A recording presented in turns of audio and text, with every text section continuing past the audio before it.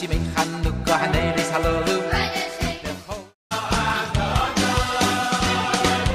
ניסך ויאל נפלסך ויאל ישו ויסך ניסך ויאל נפלסך ויאל ישו ויסך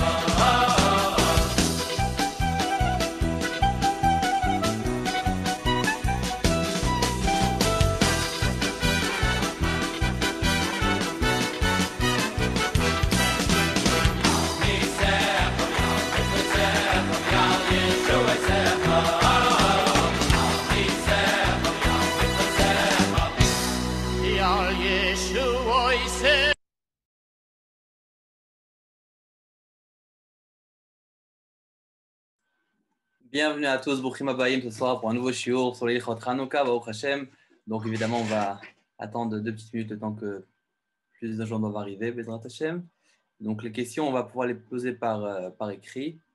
Et Bezrat Hashem, au fur et à mesure du cours, on va essayer de répondre aussi aux questions. Et entre-temps, donc on va commencer. Donc déjà, il faut savoir... Donc évidemment, d'abord, Brouchim Habayim à tous et bonne préparation à Hanouka. On sait très bien que la Hanouka, c'est une fête énorme avec des très très grands secrets.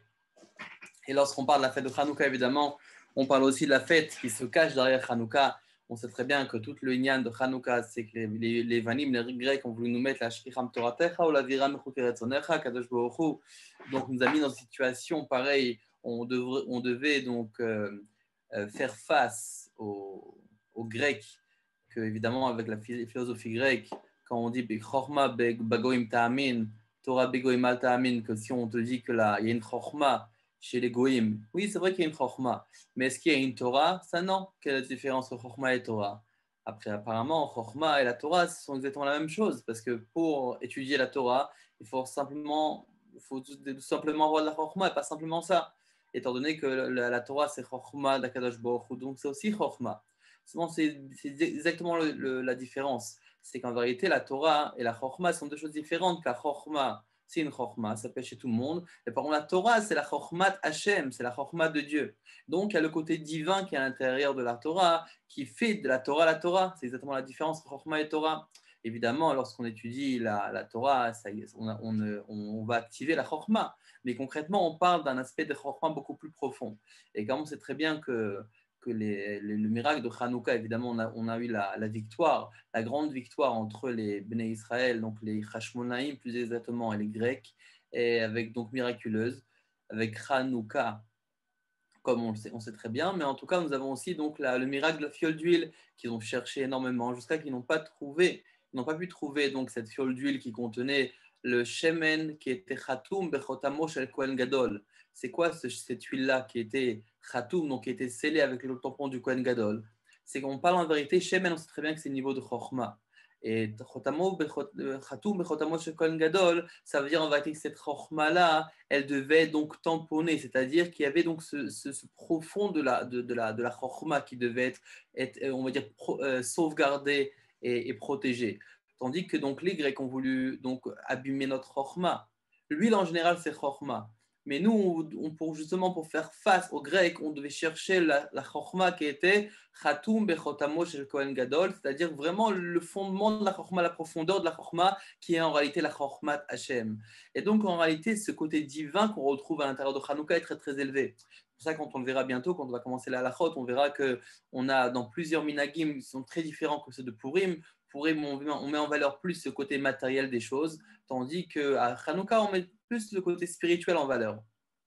On sait donc, comme on lit dans la Tfila, on lira dans la Tfila, dans la Nissim, ils voulaient faire la Shkicham Toratecha ou la Viram Mechukeretzonecha, c'est-à-dire donc nous faire oublier qu'on avait le côté divin. Ils disent ce qui est Dieu, tu retires. Ce qui est Torah, sagesse, tu peux garder. C'est-à-dire ce qui est compréhensible, ce qui est Chorma, on peut garder. Ce qui est divin, retirer. Et c'est exactement la différence entre un grec et un juif. Le grec, lorsqu'il fait quelque chose, il le fait uniquement parce que il comprend, parce qu'il en a envie, parce que ça l'attire, parce qu'il a un intérêt, ou tout simplement parce que son intellect en profite.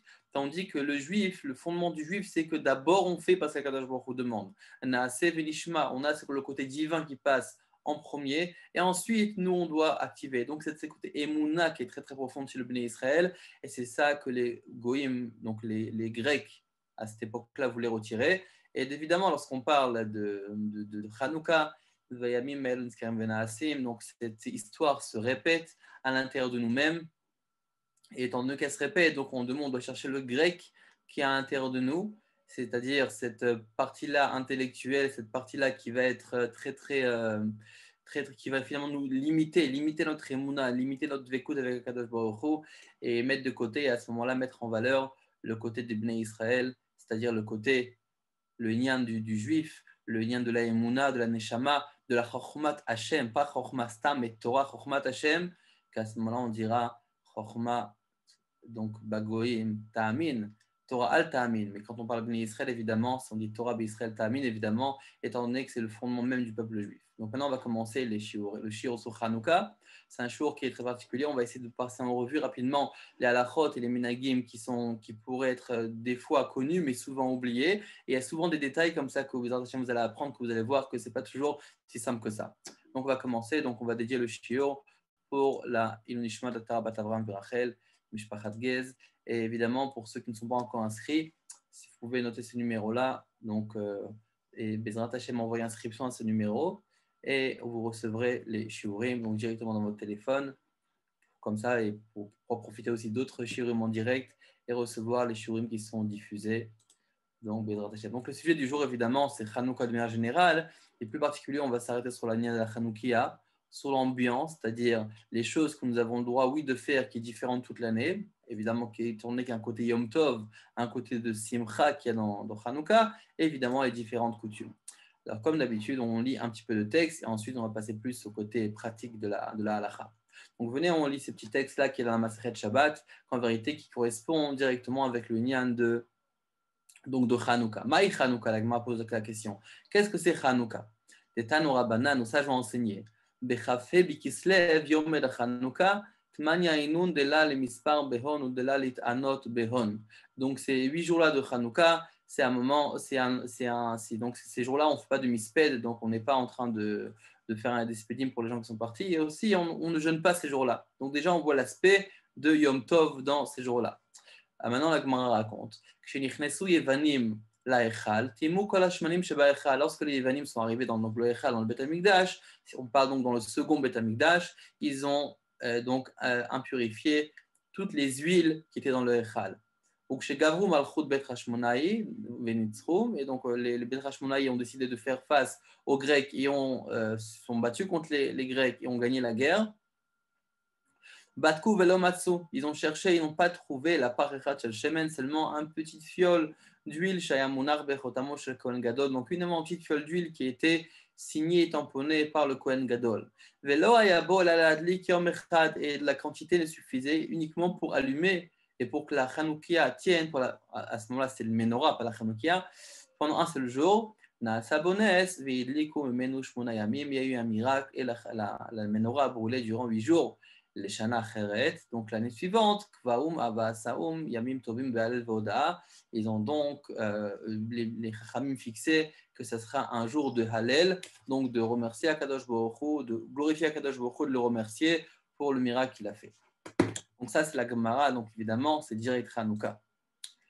Maintenant, on va voir. Donc par rapport à ce qui est de l'ambiance, c'est-à-dire quoi l'ambiance? C'est-à-dire ce qu'on a le droit, oui, de faire pendant Hanouka. Donc déjà le travail. Le travail, évidemment, on sait très bien que chez Hamoum, tous les batalam chez Hamoum, que lorsqu'on ne travaille pas, ça amène à de l'ennui, et l'ennui amène des choses pas très plaisantes. Et donc, c'est évidemment, on a le droit de travailler durant Hanouka, de manière générale, durant la journée. Par contre, étant donné qu'il y avait une histoire avec Yehudit, donc elle s'est levée, elle a fait un maaseh pour faire tomber donc les Grecs. C'est pour ça que pour les femmes, on a donc un côté qui est particulier, un attachement particulier entre la femme et Hanouka. Et c'est pour ça qu'au moment où les bougies sont allumées, donc il faut faire attention que la femme ne travaille pas. Ça veut dire quoi que la femme ne doit pas travailler? C'est-à-dire que la femme ne doit pas faire des choses, en général, les poskim ont tellement dire ça, de ne pas faire des choses qui sont interdites de faire pendant Chol HaMoed et Yom Tov, c'est-à-dire des choses comme par exemple coudre, comme par exemple repasser, comme par exemple laver, etc. Ça, la femme n'a pas le droit de faire, donc on n'a pas le droit de faire durant Chol HaMoed et Yom Tov. Donc c'est pour ça aussi que la femme ne fera pas durant le moment où les bougies seront allumées. les bougies sont allumées. Il y en a qui disent que c'est une demi-heure, c'est suffisant. Par contre, si elle a besoin de cuisiner, elle a besoin de préparer des beignets ou quoi, ça, elle pourra le faire. Évidemment, on doit essayer de sauver ce moment-là, de profiter de ce moment-là pour des moments de qualité entre familles. On sait très bien que Hanouka, c'est du mot chinour, c'est l'éducation, c'est familial, c'est important, comme on verra juste après, d'allumer ensemble la Hanoukia. Donc, ce côté-là qui est. Donc, évidemment, durant l'allumage des bougies, elle doit être présente, mais ensuite aussi, durant tout le moment où les bougies sont allumées, la femme et les enfants, toute la famille doit essayer d'être ensemble pour essayer de profiter de ce moment, de dire des livrets de Torah, raconter des histoires, etc., raconter le Nes de Hanouka. Maintenant, par rapport à la Séouda. La Séouda, donc nous avons une Séouda qui n'est pas obligatoire. C'est-à-dire qu'en vérité, les Séoudotes qu'on fait durant Hanouka, il n'y a pas le lien de Séoudat mitzvah ou d'obligation de Séouda comme on le fait par exemple à Purim. À Purim, on a un michté. Ce qui n'est pas le cas pour Hanouka, évidemment. Si on fait une Séouda, c'est encore mieux. On va dire, ça rajoute de l'ambiance dans la fête. C'est toujours me voir, c'est toujours souhaité et béni. Mais concrètement, ce n'est pas une obligation. Jeûner durant Hanouka. Alors, vous me direz pourquoi jeûner à Hanouka? Donc, il y a plusieurs raisons, deux raisons qui sont fréquentes. Par exemple, un khatan qui se marie à Hanouka, donc en général, le khatan kala jeûne. Pendant Hanouka, ils ne jeûneront pas. De la même façon aussi, s'il y a un yortzeit, par exemple, il y a une personne qui a quitté le monde, à ce moment-là, et le yortzeit tombe durant Hanouka, il ne devra pas jeûner durant Hanouka, donc ils ne jeûneront pas. Par rapport au cimetière, donc certains écrits qu'on ne monte pas au cimetière pendant Hanouka, c'est pour ça qu'on reportera ça après Hanouka, si jamais il y a un Yortzeit ou il y a une autre raison qui nous oblige à monter au cimetière, on poussera ça après Hanouka. En le cas de force majeure, évidemment, on demandera à Rav, dans certains cas, ça pourrait être autorisé. Maintenant, on a différentes coutumes aussi intéressantes à Hanouka. Déjà, par exemple, j'ai commencé évidemment par la fin pour le côté plus facile, après on rentrera plus dans la halachot même. Mais en tout cas, par rapport aux coutumes, évidemment, les fritures, comme tout le monde aime, tout le monde attend les beignets de Hanouka. Donc, on a évidemment ce côté qui est friture, qu'en vérité, ça nous rappelle évidemment le Nes de Hanouka, Minag Israël Toraï, donc on doit évidemment se respecter ça. Donc, certains mangent des beignets, des sphènes, des latkes, chacun selon son minag. Le Inyan, c'est de manger des choses qui sont frites dans l'huile en souvenir de l'huile de Hanouka. Et des produits laitiers, étant donné que Yehudit a fait donc l'action qu'elle a faite, c'est qu'elle a enivré et elle a donc, et pour donner soif, elle a dû, et avant évidemment de tuer l'empereur, elle lui a donné donc des plats à base de lait qui sont salés, qui lui donnent soif. Donc, en se souvenir donc de ces produits laitiers, on mange nous aussi. Certains ont l'habitude de manger des produits laitiers à Hanouka. Évidemment, la toupie, c'est pas simplement un jeu d'enfant, c'est aussi un vrai minag d'Israël avec une vraie signification profonde qui est aussi importante. Donc, évidemment, on peut donc sauver sur l'occasion pour réunir la famille, jouer à la toupie. C'est sympathique, c'est un jeu et en même temps, on mérite de faire un grand inyan. Si vous faites attention, nous avons la toupie de Hanouka qui se joue de haut en bas. Nous avons le Rachan de Purim qui se fait de bas en haut. Il y a beaucoup de drachot dessus. En tout cas, c'est un grand inyan minag Israël Torah. Hanouka Gate. On sait que Mei Hanouka, donc évidemment, tout le monde l'attend, l'argent de Hanouka, les cadeaux de Hanouka. Alors, il faut savoir que c'est un grand rien de donner l'argent de Hanouka, c'est un grand minag. Dans le Sefer Menagim, le rabbi dit qu'on donne ça le 4e et le 5e jour, mais concrètement, au fil des années, le rabbi a dit que c'est bien de donner tous les jours et de rajouter donc le 4e et le 5e jour. Et ce n'est pas simplement parents aux enfants, mais c'est aussi parents aux petits-enfants et aux grands-enfants, aussi de mari et femme, femme et mari, et aussi même de grands-parents aux petits-enfants, aux gendres pour les personnes qui ont des enfants mariés ou belle-fille. Et aussi, donc, pas seulement ça, mais aussi professeur à élève. C'est un grand lien de donner, donc de montrer la largesse qu'on a, d'accord, pour des minagim-là, très très important. Maintenant, nous avons évidemment un passage qui est à rajouter dans la Tfila et dans le Birkat Hamazon, qui s'appelle le passage de Ve'alanissim.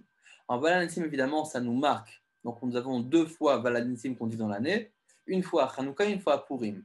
Donc, c'est ce Ve'alanissim-là, évidemment, c'est important de le citer, mais ce n'est pas comme le Yalev Yavo, que si jamais on a loupé, on doit recommencer la Mida. Le Ve'alanissim, on doit le dire, donc à l'endroit où il est situé dans la Tfila. Et par contre, si jamais on a loupé le Ve'alanissim, on peut recommencer, rattraper le Ve'alanissim à condition qu'on n'a pas cité le nom de Dieu dans la bracha qui suit. Donc si on a sauté, on est arrivé à la bracha qui suit et on a prononcé le nom de Dieu, on ne recommence pas, on ne revient pas à Ve'alanissim.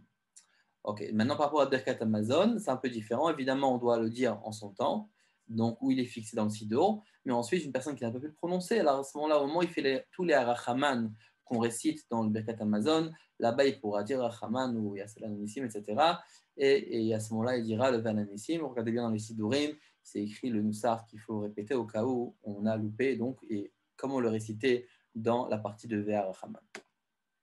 Maintenant, la question, c'est à partir de quand nous devons allumer la Hanoukia. C'est un sujet qui est très important. Vous allez voir que c'est une ashlachat pour plusieurs inyanim. Donc, déjà, on va commencer. À partir de quand on doit allumer cette Hanoukia? Donc, il y a une Gemara évidemment bien connue. La Gemara dans Maseret Shabbat.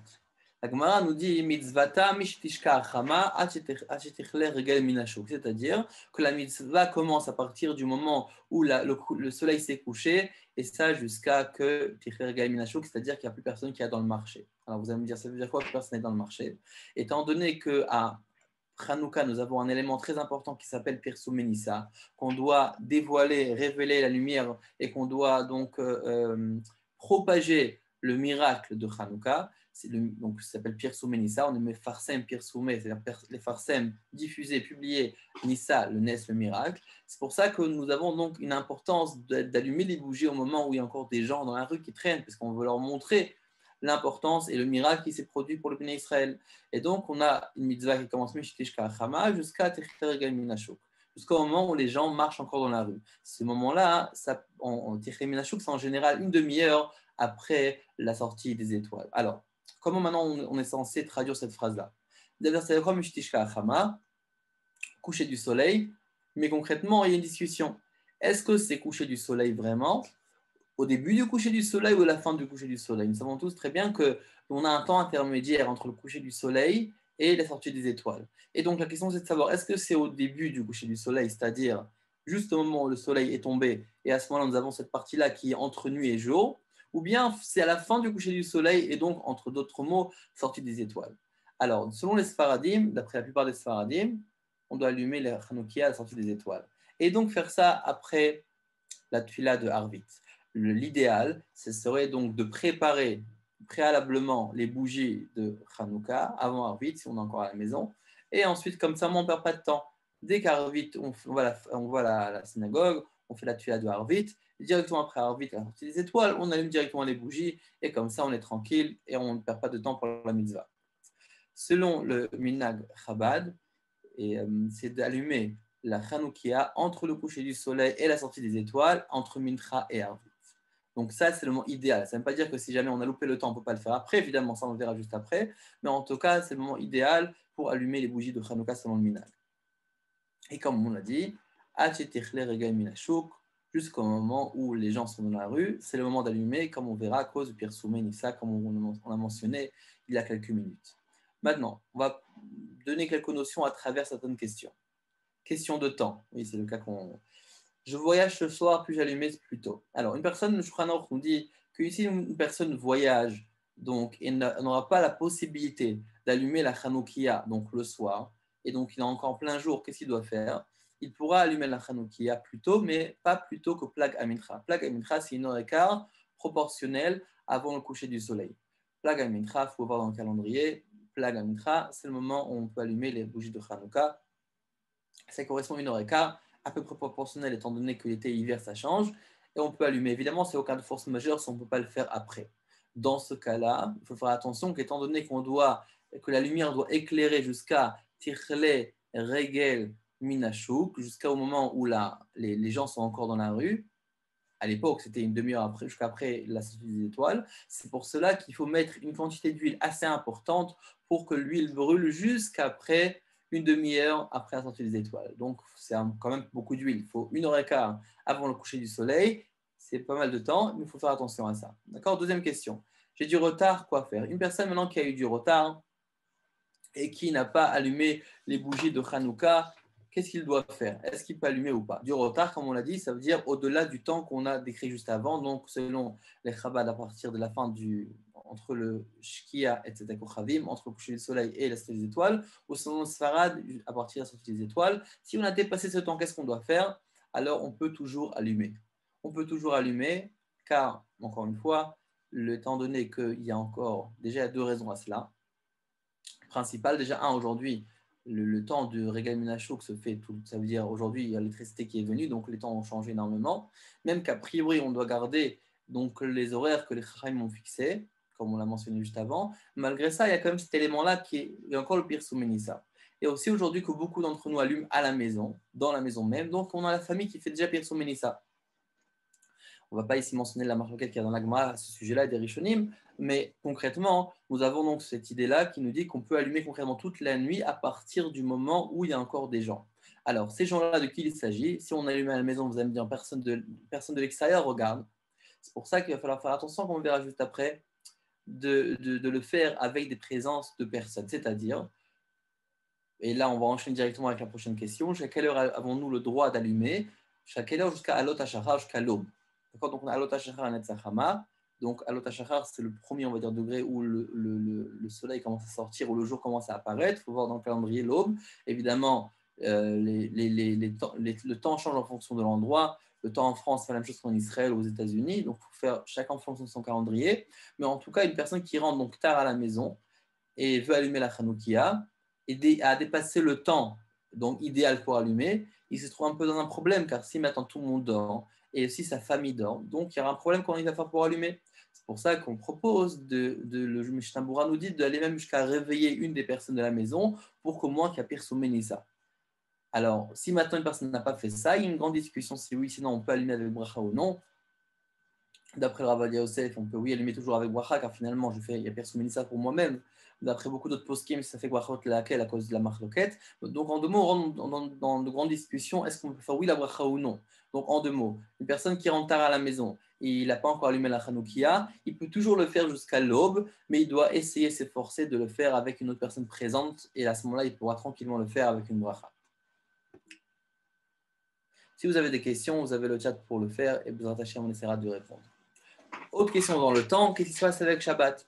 On sait très bien que le Shabbat, on ne peut pas allumer donc la Hanoukia à l'heure de la semaine durant Shabbat car on fait rentrer Shabbat. Par contre, ce qu'on peut faire, c'est on fait rentrer donc on allume les bougies de Hanouka avant même d'allumer les bougies de Shabbat.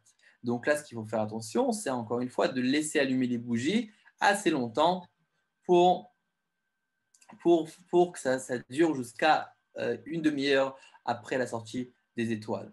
Une personne maintenant qui a dépassé ce temps, qui a dépassé le temps et qui a dépassé donc l'aube, est-ce qu'il peut, oui ou non, allumer les bougies de Hanouka? La réponse est non. À partir du moment où il a dépassé, il ne peut pas rattraper. Important à savoir, c'est que s'il a dépassé, la nuit d'après, évidemment, il devra allumer. Donc, il s'efforcera à ce moment-là de ne pas dépasser, d'arriver à l'heure d'allumer.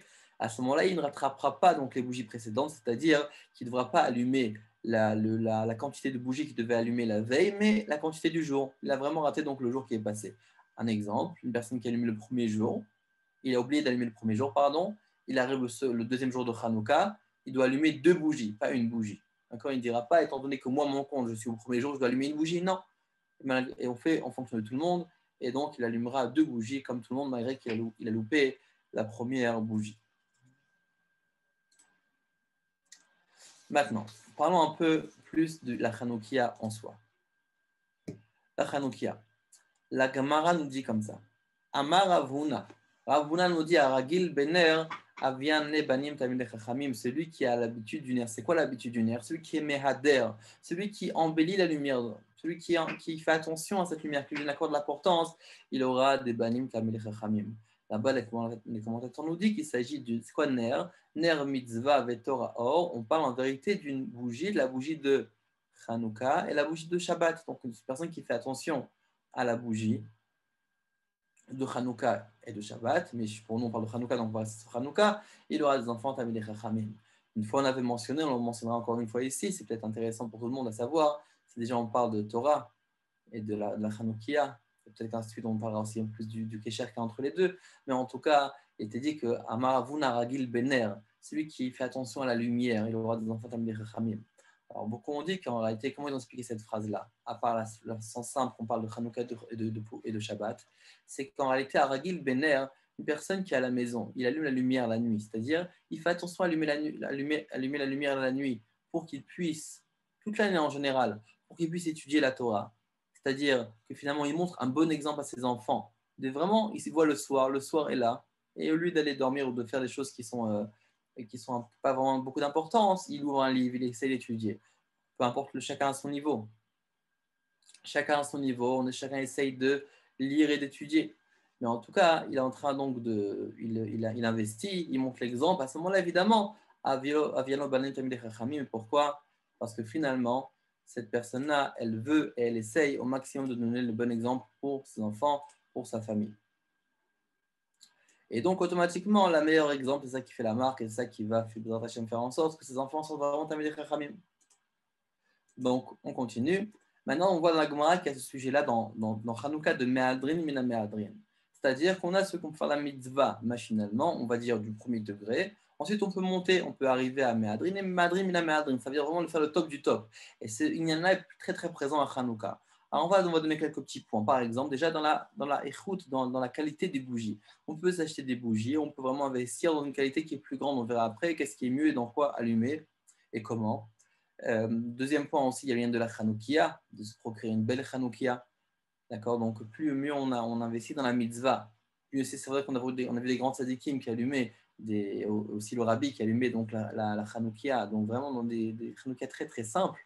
Mais concrètement, Zekeli Van Veu s'applique aussi pour ça.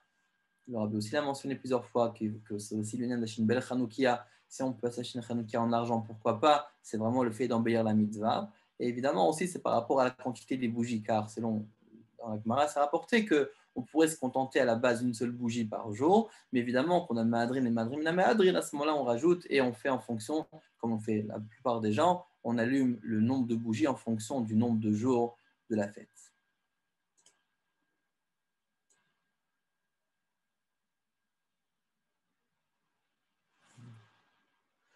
Ok. Maintenant, donc comment on allume les bougies de Hanouka? Dans quoi? Qu'est-ce qui est caché pour allumer les bougies de Hanouka? Là, on va voir que nous avons plusieurs, nous avons donc plusieurs niveaux et on va rapporter directement les paroles du Shulchan Aruch dans Siman Tav Resh Gimel Sif Aleph. Donc, on va lire ensemble. Kol hashmani ve'aptilot kshirim l'ner Hanouka. Toute huile et mèche sont cachées pour les bougies de Hanouka. Comme ça c'est clair, on est tranquille. Il faut savoir que peu importe dans quoi on allume, c'est caché. Évidemment, on a des degrés, on a des niveaux, on le verra juste après, mais en tout cas, à la base, c'est-à-dire pour être tranquille niveau halachique, le niveau, le premier niveau, CP, c'est caché. Et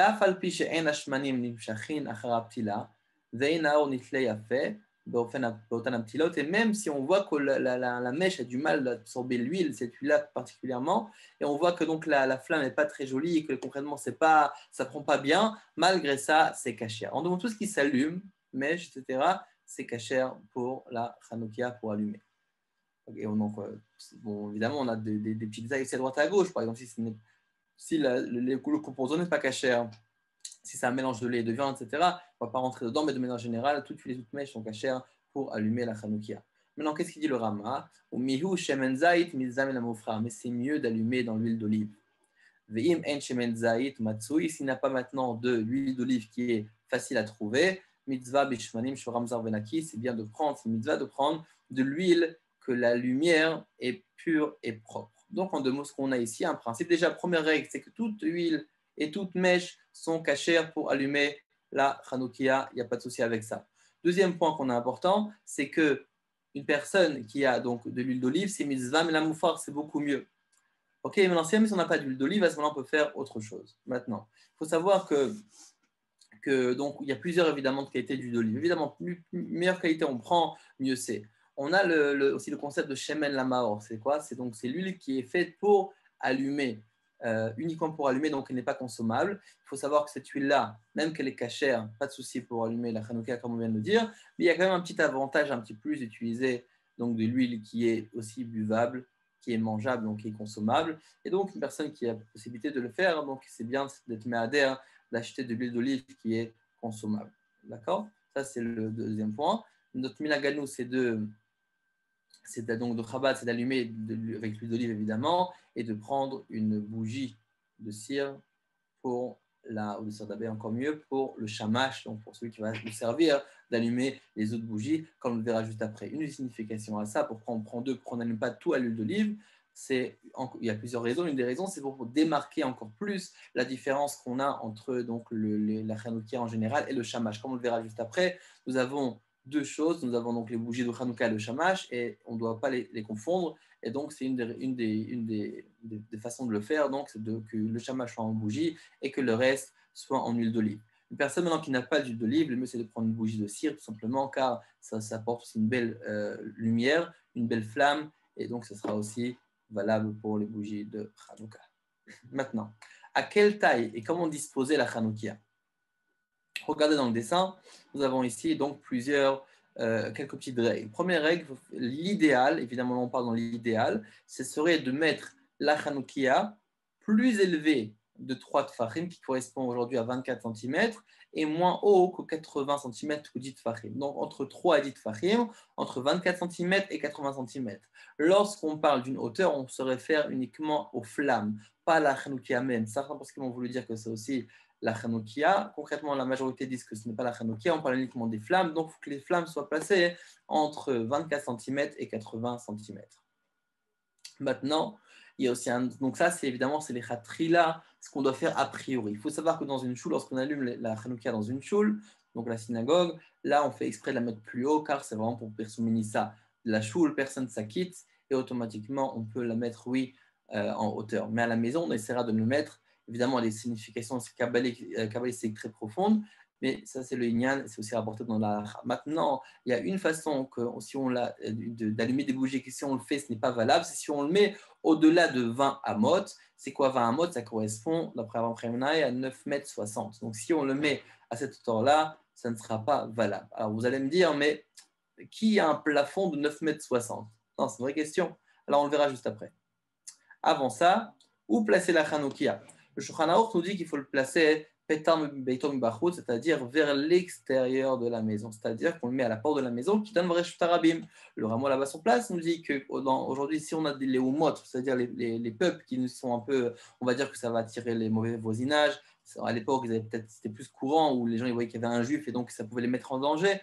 À ce moment-là, on n'a pas l'obligation de mettre à l'extérieur, on peut le mettre à l'intérieur. Mais concrètement, le Shulchan Aruch, et comme ça aussi on faisait à l'époque de la Mishnah de la Gemara, de placer la Hanoukia vers l'extérieur de la maison. Et si on n'a pas de porte qui mène à l'extérieur, le placer même à la fenêtre. Notre minaganu minakrabat, c'est d'après de le mettre à l'intérieur de la maison et pas à l'extérieur, ni à la porte de l'entrée, ni à la fenêtre, mais vraiment à l'intérieur de la maison. Et où à l'intérieur de la maison?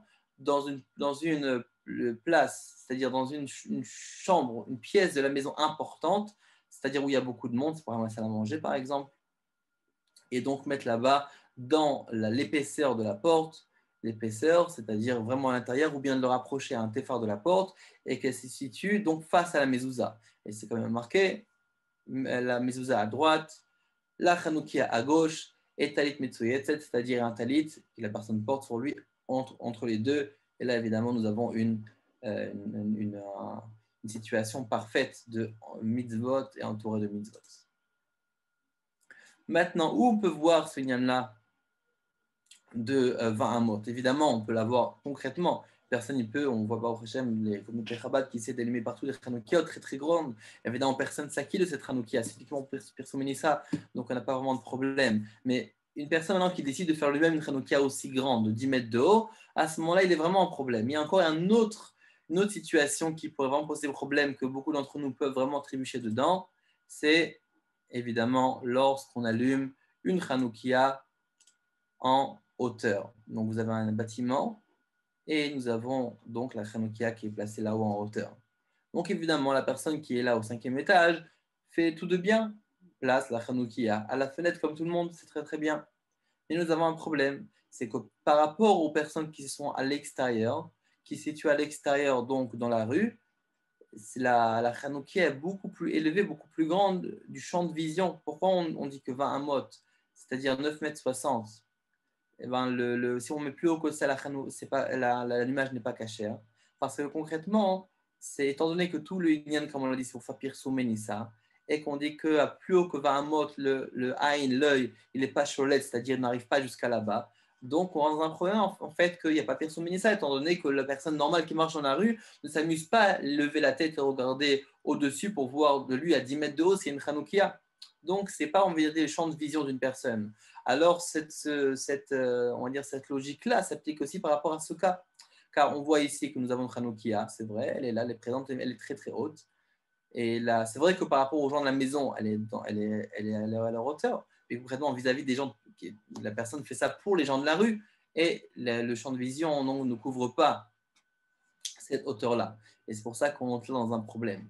C'est pour ça que qu'est-ce qu'il faudrait faire idéalement dans ce cas-là, c'est l'allumer à l'intérieur de la maison. Donc, ou bien à la porte de la maison s'il veut faire profiter les autres, ou bien même à l'intérieur de la maison, qu'à ce moment-là, les gens de la maison peuvent en profiter. Car l'avantage, on peut dire, entre la mettre dans la maison et la mettre à la fenêtre, c'est quand c'est dans la maison, les membres de la famille profitent de la lumière. Par contre, si elle est à la fenêtre, elle est comme un peu écartée, on peut dire, de la famille. Par contre, quand elle est en pleine maison, ça, il y a un vrai pire ça qui se produit au moins à travers la famille.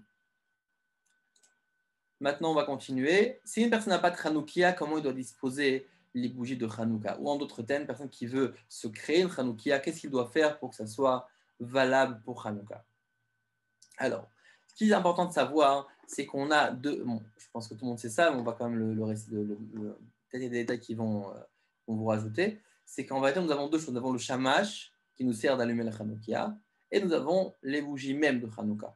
Donc, les bougies même sont en fait les bougies en fonction des jours.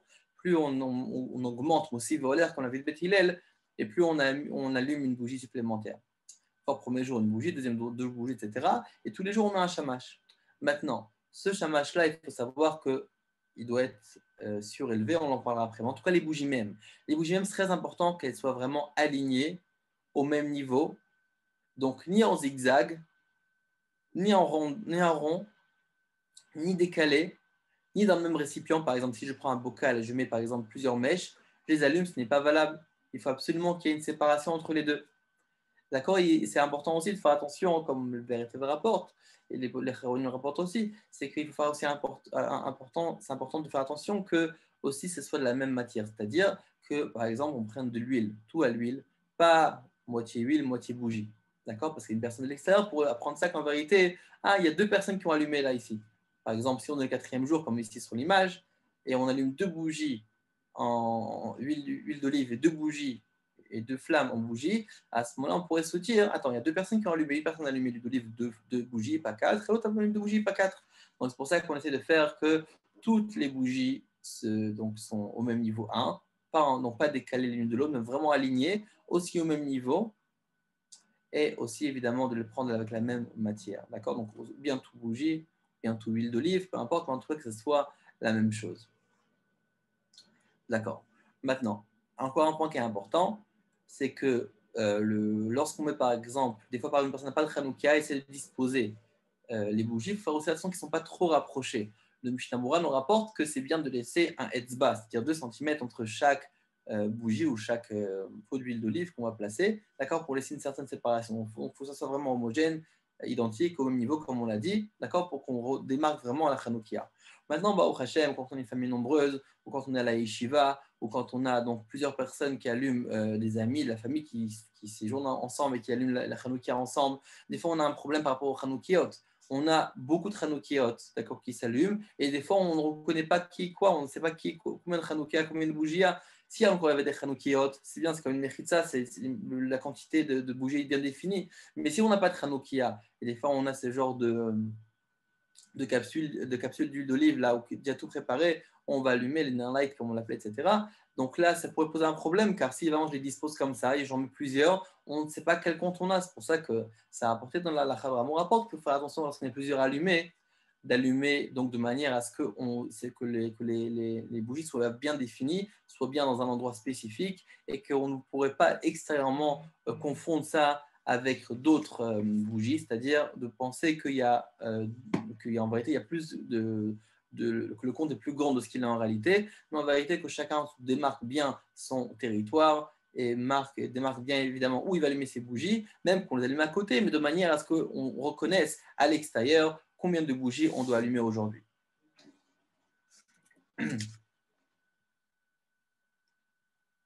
Maintenant, le shamash. Il faut savoir que le shamash a pour but plusieurs choses. Déjà, interdiction de profiter des bougies de Hanouka, on n'a pas le droit d'en profiter. C'est-à-dire, on n'a pas le droit de lire à côté, on n'a pas le droit Il y a même une halakha intéressante parce qu'on a le droit de photographier les bougies de Hanouka. J'ai besoin, par exemple, de faire du graphisme et du graphisme, j'ai besoin de photographier les bougies de Hanouka. Est-ce que je peux, oui ou non, les photographier? Est-ce que c'est considéré anaa que j'en profite? Donc, tout ça, finalement, en tout cas, il n'y a pas de problème, on peut les photographier. Mais en tout cas, on n'a pas le droit de profiter des bougies de Hanouka, ni s'éclairer avec, ni se chauffer les mains avec. Et c'est pour ça qu'on a le shamash, car finalement, si on se rapproche un petit peu, au moins, on profitera plus du shamash. On profite du shamash en vérité plus que des bougies, mais de manière générale, on n'utilise pas les bougies de Hanouka, ni on se chauffe les mains avec, ni on lit à côté. Maintenant, le shamash, étant donné que pour ne pas confondre entre le compte des bougies, on va le mettre décalé, éloigné, ou bien plus élevé que les autres bougies, afin de vraiment démarquer que c'est le shamash, d'accord, et que ça ne fait pas partie des autres bougies. Un autre détail, c'est que c'est important de laisser un shamash par personne. Des fois, on a plusieurs personnes qui allument, on utilise le même shamash pour tout le monde. Il faut savoir que non, ce n'est pas valable. Il faut donc prendre un shamash pour tout le monde, un shamash par personne. Un autre détail qui est important aussi, en parlant de shamash, c'est que le shamash sert à allumer les bougies. En aucun cas, on va allumer les bougies de Hanouka avec une autre bougie de Hanouka. Des fois, encore une fois, on est en famille, on a plusieurs personnes qui allument, et j'ai même mon shamash, des fois qu'il s'est éteint, je vais l'allumer. On ne va pas utiliser une bougie de Hanouka pour allumer notre bougie de shamash, notre bougie de Hanouka, mais on utilisera le shamash de l'autre, ou bien allumer une autre bougie, mais en tout cas, jamais utiliser les bougies de Hanouka. Combien d'huile nous devons mettre en quantité pour Hanouka? Alors, la Gemara, si vous vous rappelez, comme on l'a dit au début du shiur, elle a dit que mitzvata mishtishka achama achetichle regel minashuk. Donc, on a cette mitzvah à partir du shkiat achama, comme on l'a dit, marloket si au début ou après, au début du shkiat achama ou à la fin du shkiat achama, ça on en a déjà parlé. Maintenant, la deuxième partie, achetichle regel minashuk, jusqu'à que les gens ne passent plus au marché. Si vous vous rappelez bien, on a dit parce que le but c'est pire soumenissa. On a dit c'était quoi? Donc, la mesure, c'était une demi-heure après cette akochavim. Pour ça que d'après la lacha, il faudra mettre une demi-heure d'huile si on allume à cette akochavim. Notre minhag, c'est de mettre tout le temps 50 minutes d'huile d'olive pour la chanoukia. Maintenant, il faut savoir quelque chose, c'est qu'on a marqué dans la Gemara, on ne va pas le citer maintenant, mais est-ce que c'est la laka qui fait une mitzvah ou non? C'est-à-dire qu'au moment même de la laka, il faut que potentiellement j'ai tous les éléments nécessaires pour que l'allumage des bougies soit comme la halakha. C'est pour ça que lorsqu'on allume une bougie de Hanouka, il faut faire attention qu'il ne faut pas, il faut prendre soin que les bougies de Hanouka contiennent déjà l'huile suffisante nécessaire pour que ça tienne le temps qu'il faut. D'accord? Par contre, si par exemple j'allume une bougie de Hanouka et ensuite je rajoute, il faut savoir que l'allumage n'est pas valable. D'accord? Car au moment où j'ai allumé les bougies, je n'avais pas de quantité suffisante. De la même façon aussi, si par exemple j'allume la Hanoukia et je sais par exemple qu'il y a la fenêtre qui est ouverte et qu'il y aura un courant d'air et qu'il y a un courant d'air qui est censé arriver à un courant d'air qui va éteindre les bougies, à ce moment-là j'ai un problème car c'est considéré quelque part que je n'ai pas forcément allumé la Hanoukia car potentiellement elle ne pouvait pas tenir. Donc c'est pour ça qu'il faut que toutes les conditions soient réunies pour que ma Hanoukia tienne et pour que j'allume la Hanoukia, que potentiellement au moins elle puisse tenir. Maintenant, comment allumer la Hanoukia? Il faut savoir qu'il y a une différence entre la préparation des bougies et l'allumage des bougies. La préparation, on va préparer de la droite vers la gauche, tandis que pour allumer, on va allumer de la gauche vers la droite, c'est-à-dire donc la bougie qu'on a rajoutée, mais aussi la bougie qu'on a rajoutée, c'est cette dernière-là qu'on va allumer en premier. Donc la préparation droite-gauche et l'allumage de gauche à droite. Maintenant, donc, on va faire ça en bref, pas qu'il y a plusieurs marques, on va faire en bref parce que la majorité des postes qui me disent, évidemment, préparation, deuxième brachot. D'après mes Koubalim, nous avons une marque, est-ce qu'on doit faire allumer les bougies après la première bracha, ou bien que pas faire de F-sec, ou bien qu'on attend de faire toutes les brachot pour allumer. Donc, la majorité des postes qui me disent qu'il faut d'abord allumer, faire toutes les brachot et ensuite allumer. Il y a des Mekoubalem qui disent qu'il faut allumer entre les brachot, mais en tout cas, notre minaganou, c'est de préparer, de faire toutes les brachot 3, allumer. Et ensuite, une fois qu'on a fini d'allumer, ne pas faire le Hanerot Halalou et les Mizmorim qu'on a l'habitude de faire pendant l'allumage, mais attendre d'avoir fini d'allumer pour faire les Mizmorim et les Pioutim, Hanerot Halalou, chacun selon son minag. Évidemment, premier soir, on fait 3 bénédictions, car on ajoute Shirianu, et deuxième soir, on fait que bénédiction.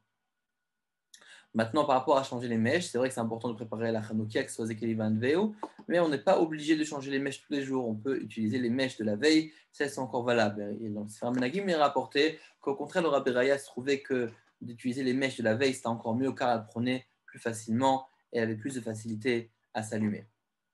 Maintenant, qui doit allumer la Hanoukia? Il faut savoir que chez le Mechaber, Rabbi Yosef Karo nous dit que c'est uniquement le Balabay qui doit allumer. Notre minag à nous, et le minag aussi de Ramour, comme il le ramène, c'est que chaque personne, chaque garçon doit allumer. Garçon, pas fille. Ni les filles, ni les femmes. Les filles n'allument pas, car finalement, elles font partie de la maison. Et les femmes n'allument pas, car elles sont acquittées par le balabait. Mais en tout cas, les garçons allument la Hanoukia, et même du plus jeune âge, on leur fait prendre l'habitude d'allumer la Hanoukia. Maintenant, une question. Mon mari rentre tard, est-ce que je dois allumer, oui ou non? Alors, vous vous rappelez, on a dit qu'il y a un temps pour la Hanoukia. Alors maintenant, la question c'est de savoir, c'est est-ce que si le mari rentre tard, est-ce que la femme doit allumer, oui ou non? Une question qui est, on va dire, importante, qui est aussi on va dire, qui est très commun, et aussi qui est un peu sensible. Alors la réponse, elle est que la femme, elle peut allumer à la maison. Si par exemple le mari lui dit, c'est quoi, allume à la maison, elle peut allumer à la maison, mais elle n'est pas obligée de le faire. Si elle préfère attendre son mari, elle peut attendre son mari, elle n'est pas obligée de le faire. Après, on verra aussi dans quelques instants qu'en vérité, des fois, le mari peut demander à sa femme d'allumer pour lui. Et à ce moment-là, le mari est acquitté s'il n'a pas la possibilité d'allumer sur place. Maintenant, je mange chez des amis, où dois-je allumer? Ça, on le verra dans quelques instants. D'autres petites questions. Une bougie s'est éteinte, que faire? La réponse, elle est que même qu'on n'a pas besoin, on n'a pas l'obligation de la rallumer, on s'efforcera quand même de la rallumer, évidemment, sans réciter de bracha. Maintenant, déplacer la Hanoukia, on ne déplace pas la Hanoukia une fois qu'elle est allumée, et ça jusqu'au moment où le temps qu'on a dit, c'est-à-dire une demi-heure après Tzetak Kochavim, à ce moment-là, on peut déplacer la Hanoukia car elle a, on va dire, elle a brûlé son temps, ou au moins une demi-heure, comme on a dit. Maintenant, que faire après l'allumage? Après l'allumage, on reste à côté des bougies de Hanouka. Le minhag, c'est de rester une demi-heure à côté des bougies. Il est dit que étant donné qu'on allume 36 bougies à Hanouka, ça correspond aux 36 au Or Aganouz. Kadosh Baruch Hu, il a caché la tête de Lavo, c'est-à-dire une lumière très très grande qui dévoilera Mashiach.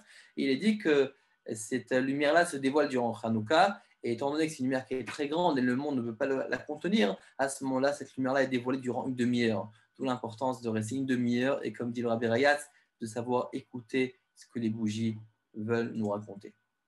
Maintenant, Arsanaï, on va bientôt parler de ça juste maintenant, donc il correspond à des choses très importantes concernant les différentes cas où on est invité, on mange à l'extérieur, etc. Ok.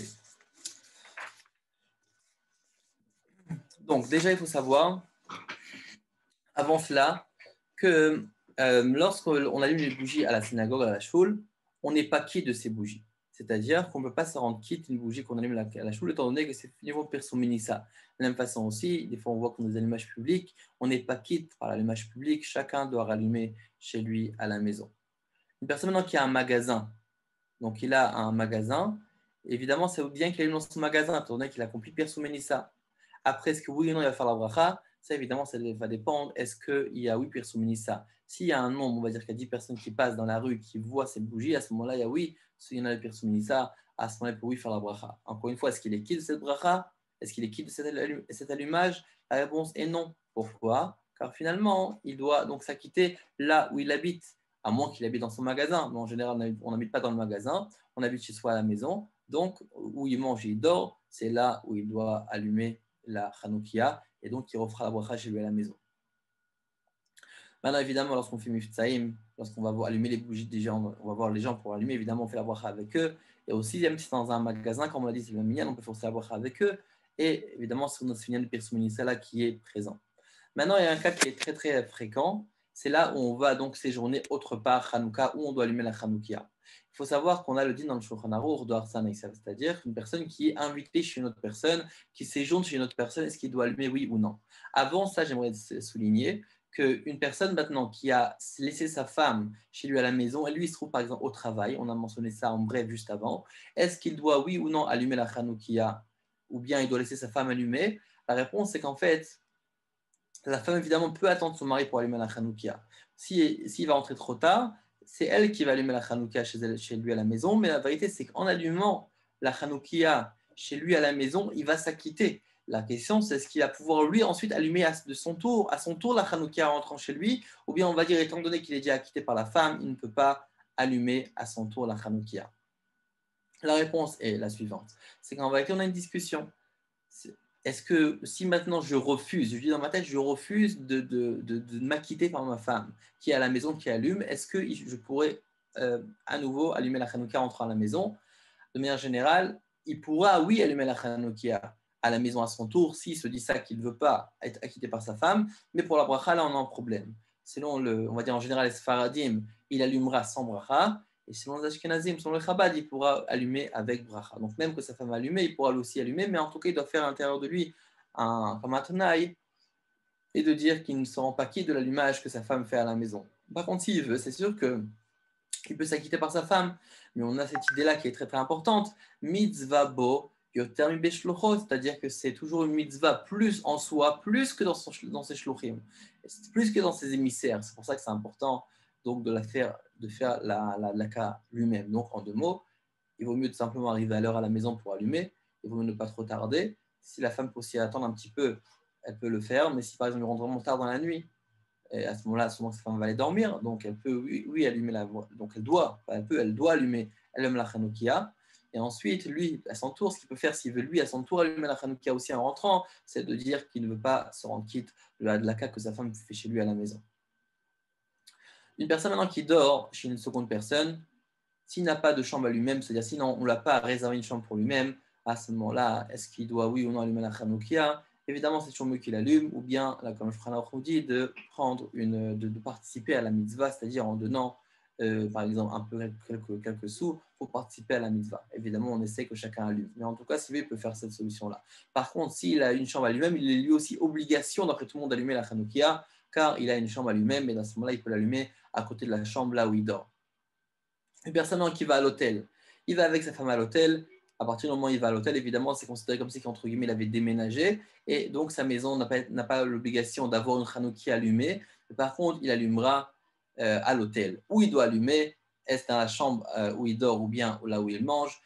Évidemment, lorsqu'on ça a importance à la chôte que là où on dort, c'est l'essentiel. Mais concrètement, j'imagine, et c'est la plupart du temps le cas, dans les hôtels, on ne laisse pas allumer donc, des bougies, ni des bougies de Shabbat, ni des bougies de Hanouka. Donc, c'est pour ça qu'il les allumera là, au côté où il mange. Et donc, comme ça, il pourra s'acquitter des bougies de Hanouka. Évidemment, là où il y a des gens qui passent, il y a aussi Persoumenissa, etc., comme on l'a mentionné. Maintenant, une personne qui mange chez une autre personne, c'est-à-dire qui est invitée chez une autre personne, pour, par exemple, faire quelque chose ensemble, à ce moment-là, il essaiera d'allumer chez lui à la maison et pas chez la personne ici, ou pas là où il mange. Car souvent, on a des fêtes de famille qui se font et on essaie d'allumer tout le monde ensemble. Et il faut savoir que si jamais je retourne le soir chez moi à la maison pour dormir, il vaut mieux que j'allume, et c'est pratiquement tout le monde dit ça, et c'est une partie de l'obligation, c'est d'allumer là où on dort, c'est-à-dire là où je vais rentrer, étant donné que c'est ma demeure principale. Si maintenant je vais Shabbat chez une personne, à ce moment-là, évidemment, je vais donc le premier soir, c'est-à-dire Erev Shabbat, je vais allumer là où je dors. Mais Motzei Shabbat, c'est idéal d'aller rentrer chez lui à la maison pour allumer. Donc, si de toute façon je rentre Motzei Shabbat chez moi à la maison, on devra donc allumer la Hanoukia chez soi à la maison. Chez soi à la maison. Et donc, ça c'est l'idéal. Maintenant, si maintenant je ne peux pas le faire, par exemple, je vais passer une soirée chez un ami, alors certains, et donc je ne pourrais pas rentrer à la maison, je n'ai pas le moyen de le faire, certains permettent donc dans des cas où je n'ai pas le choix d'allumer là où je mange, donc chez cet ami-là. Maintenant, si vous voulez, vous pouvez poser des questions par écrit.